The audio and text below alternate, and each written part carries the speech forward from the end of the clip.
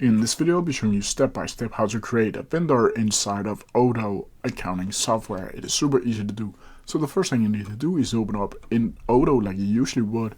Then from here, you need to go into invoicing. From here, you need to go up to vendors and go down to vendors down here. Then you'll see a list of all of your vendors that you have previously created. And if you don't already have anyone, you need to go up to new, and then from here you can add a photo. You can add whether or not it should be a person or a company, and over here you can name that specific vendor. You can add in an email address and a phone number down here.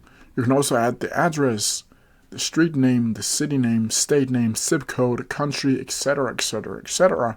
You can also add a tax ID if you want to do that, the website of this specific vendor, and you can add tags if you want to do that, either B2B, VLP, or consulting. Then from here, you can add a contact inside of the company, where you can create a whole new contact inside of the company if you want to do that. But from here, you're simply done.